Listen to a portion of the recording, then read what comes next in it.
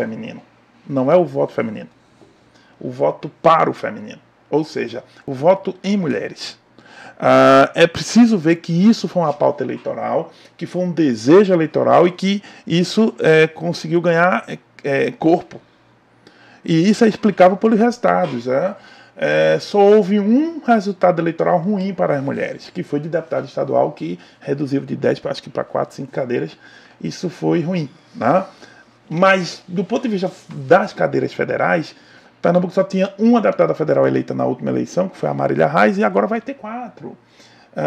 Mas aí os destaques ainda maiores do que esse, isso já aí por si só já é um grande destaque, porque Pernambuco deve ter tido 4 ou 5 deputados na vida federal, e agora vai ter sozinho, somente nessa eleição, o número basicamente igual ao da história inteira. Isso é pouco? Puxa vida, isso é um recorde. É pouco porque são 25 cadeiras e você vai ter 4 mulheres. Pô, é claro que é pouco. Mas é muito mais do que toda a história junta, basicamente. Então você está diante de um grau de uma revolução. Né? E nenhuma revolução começa grande. Tá? A presença de 2 mulheres no segundo turno. Sim, a presença de 2 mulheres no segundo turno, maravilhoso, forte. Né? É muito marcante. Eu vou falar um pouco disso, mas tem um dado que não pode se deixar de lembrar. A senadora eleita é uma senadora mulher, né? E um detalhe, no primeiro turno ela foi a pessoa mais votada fora Lula no estado de Pernambuco. Ela teve 2 milhões de votos, ela teve mais votos do que, basicamente ela, somando Raquel e Marília, ela ainda ganhava a Tereza Leitão. Então assim, olha o desejo. Desde o início, né? Eu achei isso interessante também, que desde o início ela estava despontando bem. Isso, e aí você tem um voto muito forte no Gilson Machado Neto também, que casou bem com o Bolsonaro, 30 pontos um para um e para outro. É uma campanha eficaz nesse ponto. Mas a Tereza Leitão, sim, ela foi a pessoa mais votada do primeiro turno. Segundo turno, o pernambucano manda 2 mulheres. Aí veja só outro dado interessante. Somando as duas, 44 pontos. A Raquel com a Marília somando, ou seja, 55% dos pernambucanos ficaram aí soltos para não ter escolhido uma das duas para o primeiro turno. Então, a busca pelo voto era muito grande, diferente dos 91% do Lula-Bolsonaro. Lula-Bolsonaro tem 9% de votos a buscar, mas a Raquel e a Marília tinham 55% de votos a buscar. E aí, mesmo assim, o pernambucano conseguiu mandar as duas. É outro fator fundamental, né? Você tem uma mulher, a garantia de que seria uma mulher a vencedora do pleito pela primeira vez, né? E nesse caso a vencedora inclusive é do interior, né? Isso aí representa uma derrota nas cadeiras estaduais, mas uma grande vitória nas cadeiras federais. A pessoa mais votada do primeiro turno é uma mulher e é para o Senado. E as 2 mulheres indo à disputa final, garantindo a vaga de uma mulher na cadeira. Então, esse é um fator que mostra que essa eleição foi eleição para o voto feminino. Mas elas iam? Iam como assim? Eu não acho que elas iam. Porque para mim, sim. Porque para mim, é aí onde eu quero provocar o terceiro ponto seu. Existia uma expectativa muito grande do segundo lugar embolado. Não é? Ou seja, a Marília estava se consolidando na frente e a segunda posição ela estava muito embolada ali. Para mim, embolada até com Danilo, que foi subindo, e nessa previsão haveria até a possibilidade, sem tirar nenhum mérito, muito pelo contrário, quem acompanha a história e a trajetória dela, isso é uma marca assim, muito interessante, sem desmerecer os méritos, mas Raquel podendo até ser a 4ª. Não que houvesse ali uma diferença grande, né, uma distância grande dela para os outros. Mas eu digo assim, que o segundo lugar poderia estar tão embolado com Danilo, com o Coelho, isso ficar tão embolado e talvez até Raquel em terceiro ou em 4º.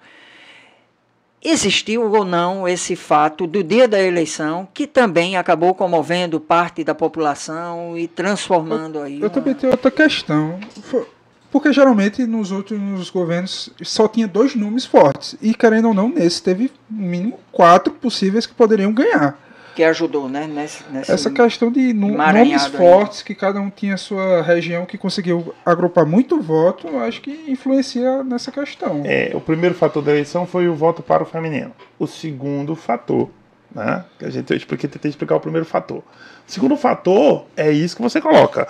A pulverização de candidaturas viáveis E aí a gente sabia que se você tem 5 candidaturas viáveis, então ter 25% dos votos é praticamente a garantia de passaporte para o segundo turno.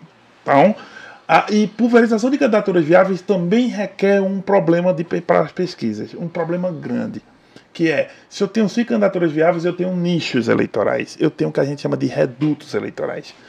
Né? E redutos eleitorais, por quê? Porque para eu ter candidaturas fortes, eu tenho que ter, essas pessoas têm que vir de algum lugar. Então, houve uma candidatura do Sertão, houve uma candidatura, Miguel Coelho representava isso. Uma candidatura do Agreste representada pela Raquel, uma candidatura metropolitana representada pelo Anderson Ferreira. Né? Uma candidatura... O Coelho ainda, inclusive, puxou uma ramificação de Santa Cruz, daquela área com a Alessandra, né? Sim, que aí já acordo, né? Ampliando isso. Você tem uma candidatura metropolitana, uma candidatura recifense, mas com influência no interior pelo sobrenome. Recifense porque ela tinha sido candidata em Recife, a Maria Reis, mas com o nome no interior pelo nome do avô. E você tinha uma candidatura ainda orgânica no estado, porque era o grupo hegemônico com 70 prefeituras próprias, né, que era o PSB e a Frente Popular. Então essa era a candidatura orgânica Araripina, Cais.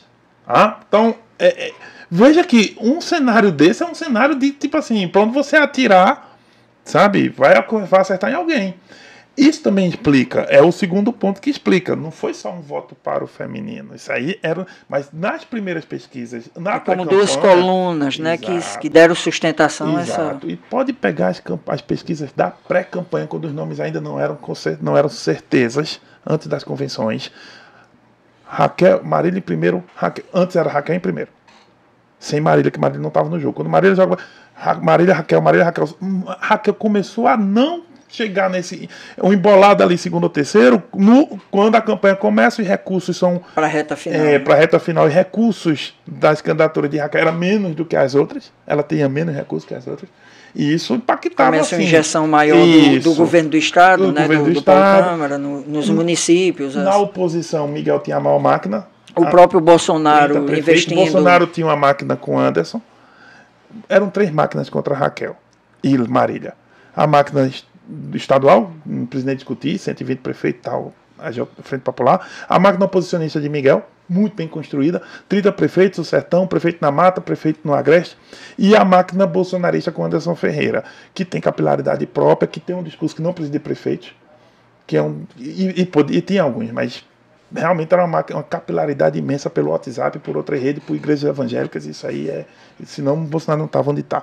Então, 3 máquinas, e Marília com seu nome em um Recife, na Mata, no Sertão, que tinha, né? E a Raquel com seu nome no Agreste, tá? A Prefeitura de Caruaru, como ela colocou, tá? E uma explicação do currículo e do modelo de gestão. Era isso. Tá? Miguel tinha currículo, mas tinha muito a questão de obra, que, enfim. Então, isso foi o cenário. Esse é o cenário. Ela começou, e aí para lhe explicar, ela começa a faltar fôlego no final. Sim, natural, porque no final é quando aquelas máquinas começam a moer. Tá? Mas Raquel tinha conquistado alguns pontos importantes. Raquel tinha conseguido a classe média do Recife, que é a maior classe média do estado. E o que é a classe média do Recife? É o advogado, é o engenheiro, é o cara que se formou em uma universidade, é o que está no recurso, fez RH, o cara que tem... E a campanha mídia dela foi muito eficaz. Deu muito resultado positivo. Miguel era um nome palatável a esse grupo? Era, mas Miguel era filho de FBC. FBC tinha a questão da Operação Lava Jato, tem algumas coisas que pontuava aqui e ali sobre ele. Também era muito bolsonarista, porque foi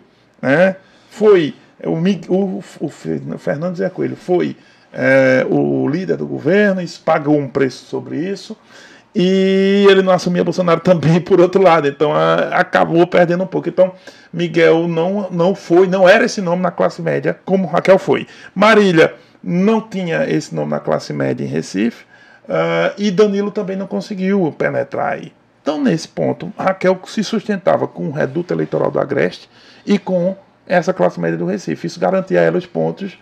Claro que é grosso modo, gente. Isso ainda era mais ou menos desenho das pesquisas. Tá, na reta final, o que ocorreu? Olha os dados. Anderson ficou 5 mil votos na frente de Danilo, gente. 5 mil votos. Isso no estado de Pernambuco é o quê? 6 milhões, 7 milhões de eleitores. Isso não é nada. Ficaram 10, 15 mil votos na frente de Miguel. E Anderson ficou 90 mil votos atrás de Raquel. Então o que ocorreu? Raquel ganhou do quinto lugar por 120 mil votos. Do quinto. Raquel em segundo para o quinto. Isso significa que no dia da eleição alguma coisa, algum mecanismo funcionou para garantir a Raquel. Veja, a Raquel já era, ela tinha um volume de votos fixado, forte. Ela tinha. Anderson também tinha seu quinhão. Miguel tinha seu quinhão. Os redutos funcionam. E Marília, sim, de onde tiraram os votos? Primeiro de Marília, porque Marília chegou a apontar 38% em pesquisa, 35%, mas talvez ausência no debate, talvez um monte de coisa. Marília foi desidratando, mas manteve o seu quinhão, mas desidratou. No dia da eleição, esse eleitor talvez que queria votar em mulher, ou que entendia que era a hora de uma mudança no Estado. Foi sensibilizado. Ele que talvez quisesse Marília, mas não viu Marília em debate, não viu Marília no debate da Globo, no debate das rádios, no debate das TVs. Que via proposta, que não via em Miguel uma possibilidade, porque é um eleitor mais lulista, que não queria Anderson Ferreira por ser muito bolsonarista, e mesmo bolsonaristas não apoiaram Anderson em sua totalidade. Olha a votação de Bolsonaro e olha a votação de Anderson. Foi díspare. Anderson teve 800 mil votos, Bolsonaro 1.600.000. Para onde foram os 800 mil votos dados a Bolsonaro que não foram dados a Anderson? Para onde foi? Foi para Miguel, foi para Raquel. E aí no dia da eleição, um fenômeno imponderável, algo que não se pode prever, algo que não tem como nem como precisar, mas a gente pode especular sobre isso. O marido dela morre, e aí você tem, no dia da eleição, vi algumas informações dando conta de que no Google, nesse dia, 450 mil pessoas em Pernambuco buscaram no Google o seguinte: qual é o número de Raquel? Bem, quem vai buscar no Google é porque já está com a certeza do voto, talvez não tenha ouvido o guia eleitoral, talvez não tenha se preocupado em pegar o número, é porque percebeu Raquel de última hora. Agora, o marido dela elegeu? Não. Isso. De forma alguma. Ela tem o mérito, por isso tudo que você falou. Ela já tinha todos os votos dela, ela tinha um... Agora, no último instante, é possível que a diferença mínima ali...